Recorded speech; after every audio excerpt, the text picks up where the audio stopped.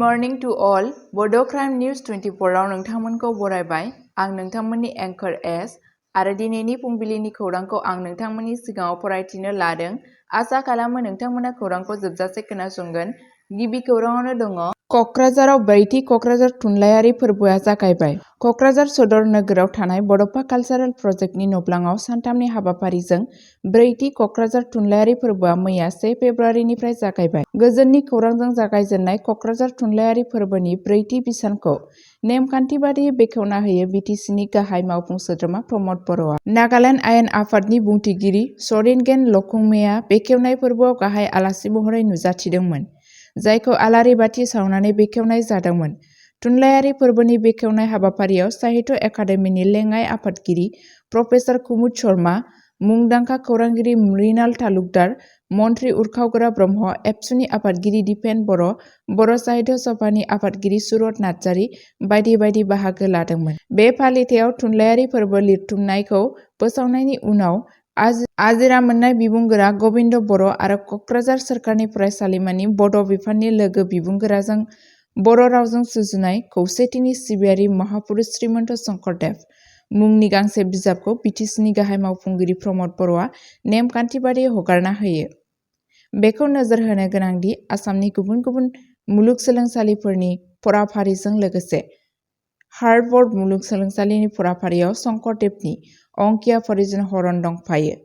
शंकरदेवनि बरगीत सत्रिय मोसानायखौबो बड'लेण्ड मुलुगसोलोंसालिनि बर' बिफाननि post graduate फराफारियाव सोफादेरनाय जादों। नाथाय शंकरदेवनि खामानिफोरा बैफोर बिजाबफोर जायखौ गोदान जोलैजों लोगोसे मेलेमजिबि सानथौनि थाखाय हारिसायारि रावफोराव राव दानस्लायनाय जादों। बेखौ नोजोर लाखिनानै बे बिजाबखौ गुवाहाटी मुलुगसोलोंसालि, कटन मुलुगसोलोंसालि, बड'लेण्ड मुलुगसोलोंसालि, क'क्राझार सोरखारि फरायसालिमा, गसाइगाव बिएड फरायसालिमाजों लोगोसे बिबुंगोरा फोरोंगिरि बर' रावनि साहित्य एकाडेमि पद्मश्री बान्था मोनगिरि ड अनिल बर'आ सेबखांदोंमोन। मुंदांखा लिरगिरि गबिन्द बर'आ फोरमायदों दि बे बिजाबा गोबाव समनि फारागथिखौल' आबुं खालामनाय नङा आरो बर' बिजोंजों लोगोसे सोलोंथायारि सुबुं समाजावबो गोबां बिहोमा होगोन। बेखेवनायनि उनावनो खौरां बिजोंनि सिगाङाव बिटिसिनि गाहाय प्रमद बर' मावफुं सोद्रोमाया थुनलाइ फोरबोनि थांखिया जाफुंसारगोन होनना मिजिंथियो। थुनलाइनि जेबो सिमा गैया होननानै बिथाङा क'क्राझारनि थुनलाइ फोरबोआव हादोर आरो गुबुन हादोरनि खन्थाइगिरि आरो थुनलाइगिरिफोरखौ ज' जायगायाव गोजोन फोरमायो। बे फालिथायाव गाहाय आलासि महरै नागालेण्ड एसेमब्लिनि बुंथिगिरि सारेंगेन लखांमार बिटिआर गोरोबथानि उनाव ओनसोलाव गोजोननि आबहावा फैफिननायखौ गोजोननाय फोरमायदों। साहित्य एकाडेमिनि लेङाइ आफादगिरि आरो लेङाइ आफादगिरि प्रफेसर ड कुमुद शर्माया गावनि बिबुंथियाव बुंथिदोंमोन दि राव, थुनलाइ आरो हारिमुआ गुबुन गुबुन हारि माहारिनि गेजेराव मोजां सोमोन्दो गायसनो। बर' साहित्य सभानि जोनोम सल'जों लोगोसे नेरसोननि सायाव मोनसे समायना खेंफोरथि होयो। साहित्य एकाडेमिनि लेङाइ आफादगिरि आरो बिबुंगोरा प्रफेसर ड कुमुद शर्माया मख'नो गोनांदि केबिनेट मन्त्रि उरखावगोरा ब्रह्मआ बे हाबाफारियाव थुनलाइ आरो हारिमुनि सायाव गाहाय बिबुंथि लाखियो। बरायनाय बिबुंथिखौ बिटिसिनि सोलोंथाइ बिफाननि नेहाथारि अमरज्योति बर्मनआ फरायना खोन्थायो। मख'जाथावदि क'क्राझार थुनलाइनि फोरबोनि मोनथाम राभाखौ बड'फा हारिमुआरि मावथांखि गेवलां मेल, जौसां आरो खुंथायारि मावख'गिरि फरायसालिमानि गाहाय अडिट'रियामाव खुंफुंनाय जागोन।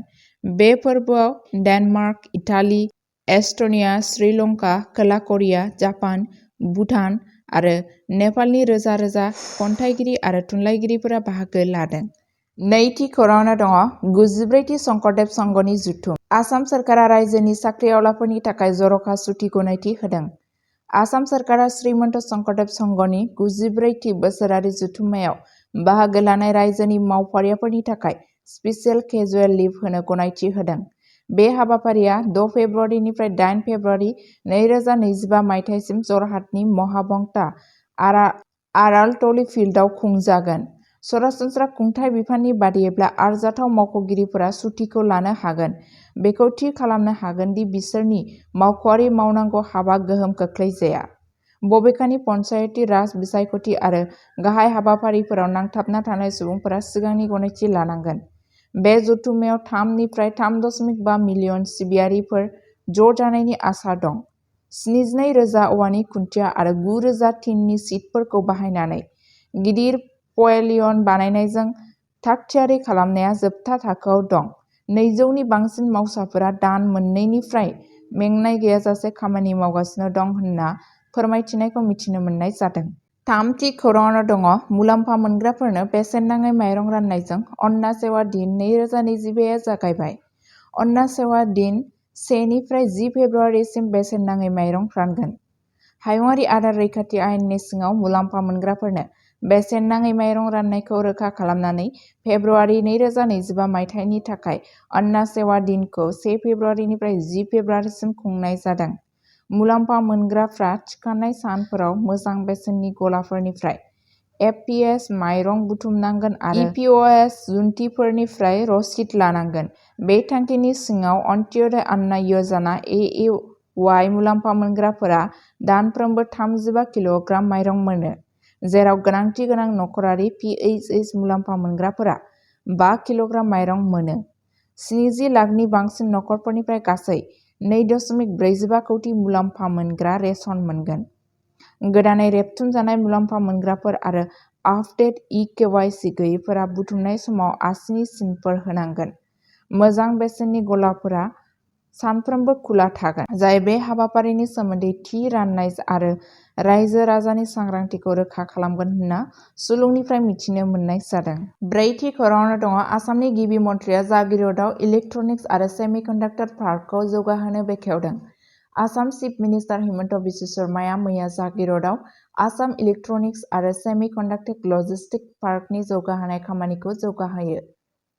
600 बिगायाव गोसारनाय बे पार्कनि थांखिया इलेक्ट्रनिक्स आरो सेमिकन्डाक्टर दारिमिनफोरखौ गोसो बाहोनानै आसामनि दारिमिनारि जौगानायखौ बांहोयो। बे हाबाफारियाव बिबुंथि होनानै सीएम शर्माया पार्कनि साख्रि सोरजिनाय आरो आसामनि रांखान्थिखौ गोख्रों खालामनो हानाय गोहोनि सायाव नोजोर होदोंमोन। बे फुवारनाय मावसाफोर आरो फालांगियारि नायदिंनायफोरखौ हेफाजाब होनो थाखाय मिरुआरि फरायसालि, देहा फाहामसालि आरो गंसे 5-स्टार हटेल थागोन। बे दाननि गिबियाव सीएम शर्माया गोदान गोहो सेमिकन्डाक्टर आरो स्टार्टआपफोराव बाहागोदारिफोरनि सायाव सावरायदोंमोन। बिथाङा खोला करियाजों हेफाजाब होनो आरो रायजोआव मोनसे गोख्रों सेमिकन्डाक्टर दारिमिन दानो थाखाय मुलुगनां कम्पानिफोरखौ गोसो बोनो थाखाय आसामनि खाबुनि सायाव गोसो होदोंमोन। बाथि खौराङाव दङ चिफ मिनिस्टार हिमन्त बिश्व शर्माया मददगिरिफोरजों 56थि जोनोम सान फालिदों। दिनै गावनि 56थि जोनोम सानखौ गुवाहाटीआव गावनि थाग्रा खुलियाव मददगिरिफोर, दोलोनि मावथिफोर आरो मोजां हास्थायग्राफोरनि मोनसे फिसा जथुमजों फालिदोंमोन। मन्थ्रिफोर, आयेन आफादगिरि आरो बिजेपिनि सोद्रोमाफोरा बिथांखौ हामलायथि बावो आरो बिथांनि दैदेननायखौ गनायनो थाखाय हाबाफारियाव बाहागो लादोंमोन। 2021 मायथाइयाव गिबि मन्थ्रि जानायनि उननिफ्राय सोलोंथाइखौ हायुंआरि मान थाखोजों गोरोबहोनो थाखाय रायजोजों सामलायजानाय सोद्रोमाफोरखौ बन्द खालामनाय आरो उन्दै बैसोनि हाबानि बेरेखायै मोनसे गोख्रों गसंथानो थाखाय गाहाय हाबाफारिफोरखौ दैदेनदों। बिथांनि खुंथायनि ड्राग्सनि सायाव दावहा फोसावनाया मख'जाथाव फेग्रा मुवा जब्द खालामनाय आरो लांखारग्रा नेटवर्कफोरखौ फोजोबस्रांनायनि जाहोन। शर्माया जोनोम साननि हामलायथिनि थाखाय साबायखर बावदोंमोन आरो आसामनि जौगानाय आरो दावगानायनि फारसे गावनि रादायखौ रोखा खालामदोंमोन। गाहाय मन्थ्रि नरेन्द्र मदिआबो शर्मानि दैदेननायखौ बाख्नायदोंमोन आरो बिथांखौ सुबुंफोरनि सिबिनाय आरो मोनसे गोलाव आरो गोग्गो जिउ हास्थायदोंमोन। बड' क्राइम निउज 24 खौ नायनायनि थाखाय साबायखर। सानफ्रोमबो बड'लेण्ड आरो बिनि बायजोनि खौरां आरो आपडेटनि थाखाय बड' क्राइम निउज 24 चेनेलखौ अननानै नोंथांमोना साबस्क्राइब खालामनानै ला आरो लोगोफोरनोबो शेयार खालामनानै हो। गोजोन्थों।